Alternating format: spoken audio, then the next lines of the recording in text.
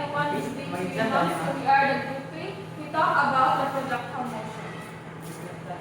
So I'm going to be the first owner to work. So what is projectile motion?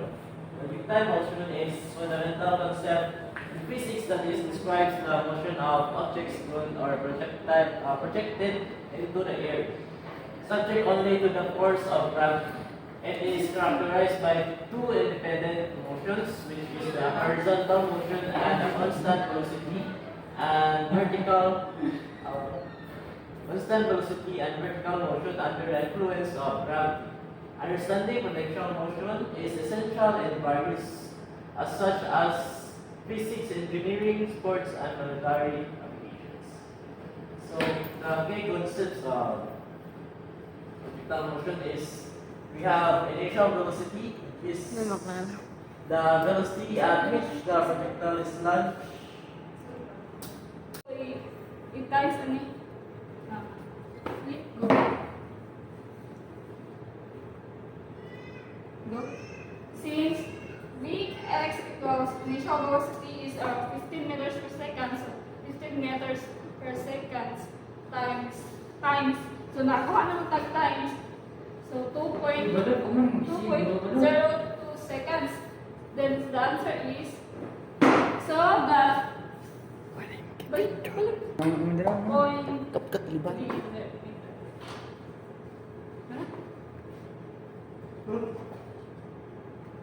Apa sunod? Jason, Sige, go. So, good morning. So, the next topic is the vertical motion. So, the problem is a soccer ball is kicked from the ground with an initial velocity of 10 meter per second at an angle of 45 degrees above the horizontal. So, how high will be the ball rise? So the given, initial velocity, which is the 10 meter per second. So more ito ang initial velocity. So atong launch angle is the 45 degrees. So more ang sa launch angle nga 45 degree. So mugamit ta using vertical motion equation for maximum height. So ang pangutana naman kay how ball rise. So atong pagitawon kay height. So mo ni ang pagkuha sa height. So kaniyang formula. So initial velocity square times sine square then launch angle. Divide to gravity. So pagkuha na, i-substitute the given value. So, ang height is equals to 10 kay ang initial velocity na to kay 10 meter per second. So, na may square sa babaw, so ato ni kapingon, then times sine squared. So, para makuha na, ato na isun sa parentheses, then kapingon ang sine. Then atong lahat sa angle kay 45 degree. So copy na to ang 45 degree nga lahat sa angle. Then kanina naman is squared. So ang squared ato ipagawas. So divide sa 2. So ang gravity kay kuan man ang gravity niya nga kanang constant na bitaw kay 9.8. So i-times sa 9.8.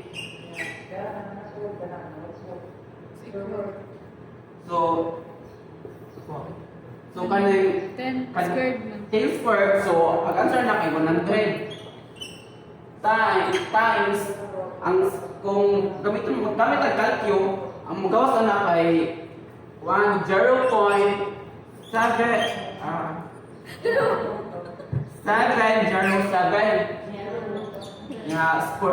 square. Then i-divide sa 2.9.8 2 times 9.8. So ang answer na kay 19.6. Then patanahuman. So ato ni kuan copy ang 100 daan, then sunod kay kani 0.707 atong kaduaon squared. So ang answer na kay 0.5. Then copy ang 19.6. Then next, so natay ka ng kuan kanang answer dito. So sa 2 point, ang answer na 2.55 meter. So the soccer ball will rise to approximately 2.55 meter above the ground. So mo ni answer. Mo di ang approximately nga yang kataspon Sa sa vertical. sa vertical motion. Sige, Dimitri, ikaw likod. So next problem is the time of flight. So the problem is a basketball is thrown with an initial speed of 12 meter per second at an angle of 30 degree above the horizontal. So how long will it stay in the air?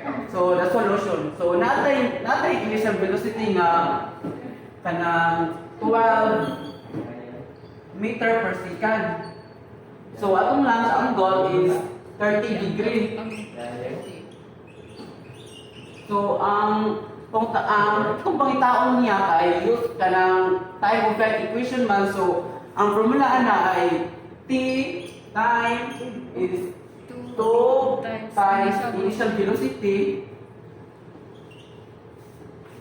times initial velocity times sine niya. Ayaw kalimut niya ang launch angle. Sim 1, Sim 2. So, paano na i-divide kaya ang gravity? So, substitute the given values. So, T, copy ang 2, then times ang initial velocity na ito kay kuan man 12 meter per second. So, is what 12 times niya itong sa Launch angle is 30 degree. 30 degree lagi. Sign na, angle pangita. Copy ang sign. So, hindi siya mo sa taste common. Kapiyon na to ang sign. Kapiyon na to ang sign daan. Then, ang launch angle na to kay 1 man 30 degree. So, ato ito sa parenthesis kay 1 pa man siya. Maman siya ang launch angle. Then, ang gravity kay 1 9.8. It's 9.8. So, next kay kani ato i-times daan ang I-times daan ang kuan. Twelve, Ang initial velocity. Lagi. Kani Isunod na. iso Iubos ba? Ay, isunod. Kadang dito, paubos na ka. Equals. kani kung daan ato sulod Times na una. kani Oo. kapalit ko sulod. Sige. Ang initial So, velocity o ganun po. So next kay i-times na to ang 2 times 12. So ang answer na kay kuan 24 then times niya then kung ato ni kon sa calculus sin kanang times 30 degree ang gawsa na kay 0.5. Pwede magtibot ato nang ginana. Ano na? Then copy 9.8 the gravity, then ang answer na kay kuan at 12 times 9.8 times 12 divided 9.8. So, answer na kay 1.22 seconds. So, the basketball will stay in the air for approximately 1.22 seconds. So, muna yung answer. So, time point. Siya po na siya The problem is the race. So the problem is a golf ball is traveled with an initial speed of 25 meters per second at an angle of 20 degrees above the horizontal. So how far will it travel horizontally? the ground. So the solution. So our initial velocity is 25 meters per second. Then the launch angle is 20 degrees. Since using the range equations, so the range is equal to initial velocity squared times sine 2 and launch angle. Then substitute the given values over gravity. So substitute the range. So 25 the initial velocity squared times sine 2, copy the 2, and the launch angle is 20 degrees.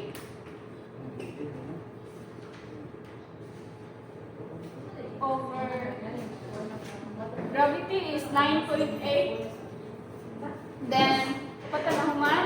Then, 6, sabi ko ang 625 is 25 times 2. 25 squared, rather. So, 625 times sine. Then, ang launch angle is 2 times 20 degrees, so 40 degrees. Divide 9.8. Then,